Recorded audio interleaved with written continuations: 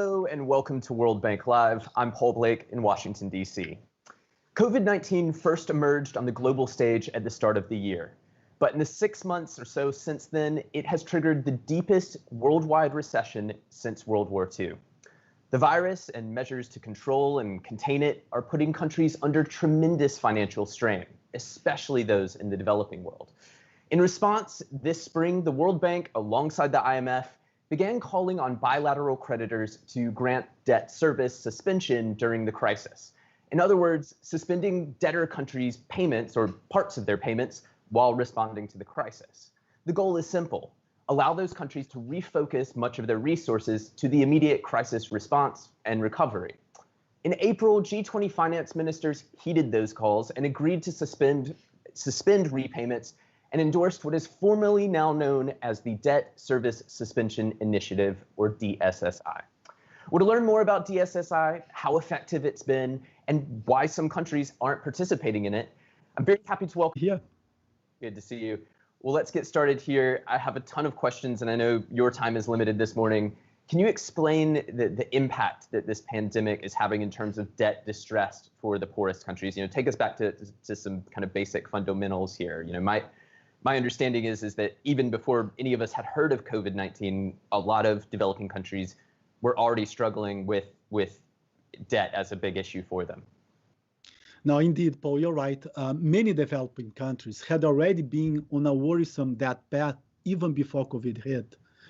If you look at the average ratio of debt to GDP for all the countries that borrowed from IDA, the World Bank granted concessional lending arm, we saw reductions till 2013 in that ratio, including because of past debt forgiveness and high economic growth in the first decade of the 2000s. But since then, as a group, that ratio has been increasing, and the crisis exacerbated this trend because of the impact of the health crisis on the economy, and thus the ability of countries to repay their financial commitments and the need that they have to deal with the crisis. The crisis affected countries' ability to produce goods and services and export them, which had reduced fiscal revenues drastically. So there is also great pressure to spend more to protect the most vulnerable parts of society. Fiscal spending has been rising, which increased financing needs for all countries. So there is a combination here of a past trend started, say, depending on the country, but on average in 2013, of going up, that ratio that we follow to track the ability of countries to pay their debt, with the crisis that hit fiscal revenues and then and growth. So that ratio is going to continue to go up, probably at a higher rate than you've seen before COVID. It sounded like debt was already a pretty tough issue, if I'm understanding you correctly, even before the crisis. Crisis comes along, it's this sort of multi-dimensional problem that has all of these issues that sort of require investment in the response, the immediate response, making that original debt problem even tougher. So that sort of brings me to the idea of DSSI, or the Debt Service Suspension Initiative. It was endorsed by the G20 finance ministers back in April. That was 3 months ago. Is it working? Is it effective? It is helping. Like I said, countries need to find a way to finance greater fiscal spending, especially in light of reduced tax revenues and exports. The decline in exports also reduced the availability of foreign currency to finance purchase of fundamental things like medicines, for instance, to deal with the health crisis. So the Debt Service Suspension Initiative is a way to give developing countries more resources in a time they need it the most. So far, 39 countries have already signed up for it, and more may be joining in coming weeks. If you want to follow the progress of the initiative, I invite you to check our website on the Debt Service Suspension Initiative. You can, folks at home they can search Google or their favorite search engine for that Debt Service Suspension Initiative. There's a table there, kind of a dashboard, this data dashboard there. And since you bring it up, I was looking at it the other day, and it allows anyone to see, how many countries are participating, how much they could save if they did participate and suspend their repayments. It also, like I said, shows whether those countries are participating in the program. One of the things that struck me was there's a non-zero amount of countries that aren't participating. Why is that? Why are some countries not participating in DSSI? Yes, it's true. I mean, there are several reasons. First, many of the countries that would really benefit from this initiative have already signed up. So that's important to remark. This group of 39 countries, like I mentioned before, accounts for about 3/4 of the total official bilateral debt service due between May 1st and December 31st of this year, the period covered by the initiative. Among the countries that have not joined the initiative so far are countries that do not have much, if at all, official bilateral debt due during this period. Some of the countries feel they have enough access to capital markets, and the benefits of joining the initiative are not high enough to disrupt their well-established financing plans. And there is a group of countries that they are simply working the mechanics of joining the initiative and may do so soon. So I would say it's quite successful so far. We are covering a large part of the official bilateral debt that is due during the period of the initiative. There's still more to go. Some may not join because it's just they look at the benefits, it's not so great. They already all planned for the year and they can fund their activities. Marcelo, stay with me for a moment. We just want to reintroduce the program for those people who are just tuning in. This is World Bank Live. I'm Paul Blake, and I'm joined this morning by Marcelo Estvel. He's the Global Director for Macroeconomics, Trade, and Investment here at the World Bank. We're talking about DSSI, that is the Debt Service Suspension Initiative, essentially a program that allows countries around the world, poorer countries around the world, to suspend parts of their debt payments so that they can refocus a lot of their resources on the COVID-19 response and recovery. We see people tuning in from around the world, and we're very, very happy to see people here, including Amanullah in Afghanistan, Nishad in India, Diana in Uganda, and Juan in Colombia. Welcome to you all, and welcome to everyone else out there. Marcelo, I just want to turn back to you now and talk a little bit more about DSSI. My understanding is it's not purely about suspending payment. The bank and the IMF have been clear that the savings from participating in the DSSI and in the Debt Service Suspension Initiative, those savings, they must be used to respond to and recover from the pandemic. How, in your research and in your analysis of what's happening over the past few months, how are countries using the funds that they're saving by participating in DSSI? Yeah. Now, as I said before, fiscal revenues are going down, but the needs are going up. And the funds that countries would have paid in that service can be used to plug some of this hole and fund transfer programs targeted to the most needy among the population. And that's what most are doing. And our economists can help authorities increase the capacity to target these funds. For instance, we have been working with tax administrations on ways to increase administrative efficiency and getting to know the taxpayer universe better.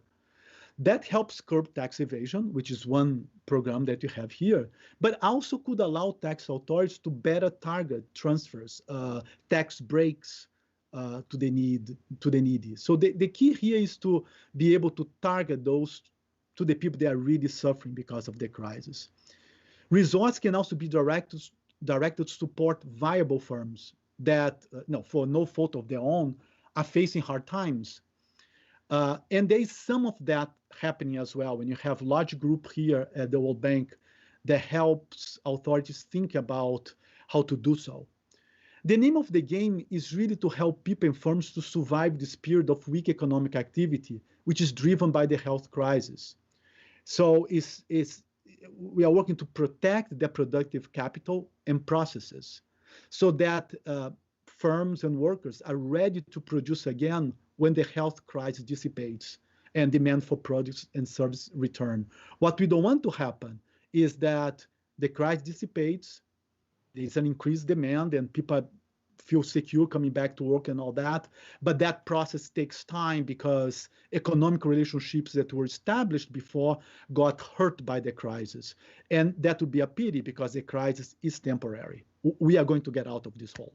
And what you're getting at there is the recovery, which takes me to my very next question. On that dashboard we were talking about, and anyone who's just tuned in, there's a section of the World Bank website where you can go and see how much countries stand to benefit by participating in DSSI, whether countries are participating, et cetera. And one of the things that's interesting about that dashboard, Marcelo, is you can click through on the individual countries and kind of drill down on some of that data, see a little bit more of how much these countries owe to whom, and including what they're paying to service that debt. You and I have spoken in the past about how debt transparency and that sort of transparency, the public being able to see who owes what to whom, is beneficial in the broadest sense to markets and to countries. Can you talk to me a little bit about, when it comes to the recovery, how greater debt transparency will factor? Yeah, no, this is an issue that is really dear to our heart at the World Bank and to many policymakers around the world. Public debt transparency plays a critical role in preventing debt crisis, and they do so by supporting sustainable borrowing and lending practices. So greater debt transparency enables borrowers and lenders to effectively evaluate the sustainability of public debt and take informed decisions. It acts as a kind of a preventive mechanism by allowing the monitoring of emerging risks, by allowing formulation of debt strategies and building early warning systems. So transparency also increases accountability, while at the same time enabling countries to obtain and maintain investor confidence. Yet, sometimes, and we are seeing some of this now, in the absence of strong market consequences or an effective commitment mechanism, borrowing authorities may have incentives to hide the true extent of public indebtedness, maybe even, and not on purpose, but that may even foster illegal activities or, issues of governance may come up. And all this would hurt a country's development prospects in the long run, even if there is some benefit in the short term for being a bit cagey about data. So increased debt transparency can also facilitate better governance, like I said, and that aids the fight against corruption. It builds a coherent official debt database, which support effective budget formulation and debt service projections. It also establishes a more accurate fiscal management capacity by better accounting for fiscal risks linked to debt. In addition, it constrains governments from hiding funds by transferring them to off-budget accounts, for instance. Finally, and very importantly, debt transparency enables the participation of citizens in the long-term development of their respective countries, and limits, limits the potential for corruption. So it's really a broad agenda, and that at the same time that helps debt management, also helps governance, and by doing both, really helps long-term growth.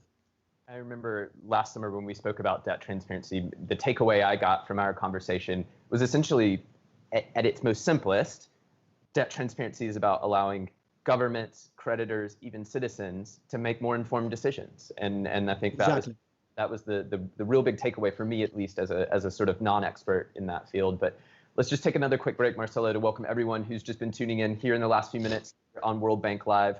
I'm Paul Blake, alongside Marcelo Estvel, the Global Director for Macroeconomics, Trade, and Investment at the World Bank. We're talking about the Debt Service Suspension Initiative program to essentially allow countries to suspend their debt service, their debt payments, some of their debt payments during the COVID-19 crisis. We've got people tuning in from around the world. Let's just say a quick hello to Olga and Anthony in South Africa, Armele in Angola, Ina in Ukraine, Badjiri in Mali, and Walter in Nicaragua. Welcome to you all, and welcome to everyone else out there. Really happy to have you here with us this morning. Want to turn back to you now, Marcelo. Just a few more questions. I know we've got to wrap up pretty soon, but as we look to wrap up here, I think I'd be a bit remiss if I didn't acknowledge that the World Bank and other development banks have been criticized for not simply canceling the debt held by low-income countries. What would you say to people who say that? Why not sort of wipe the slate clean? Yeah, I would say that is simply because this is not needed and can even hurt the ability of multilateral development banks to provide cheap funding to developing countries. Let me explain. Multilateral development banks as a group will transfer a large amount of financial flows to developing countries this year. I mean, while some debt service will be paid to multilateral development banks, the amount transferred immediately to these countries, and that is at a concessional interest rate or grants, is much larger.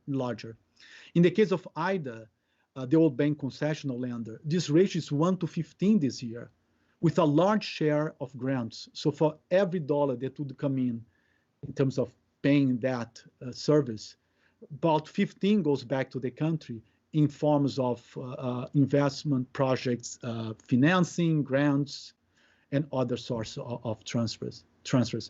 The reason we can do this is because we are able to borrow very cheaply at the marketplace given our high credit rating.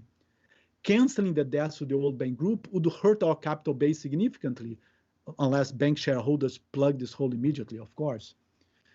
And in any case, if the health of our balance sheet is in question, borrowing costs for IDA would go up, which would lower our ability to keep these large transfers to the countries at cheap rates.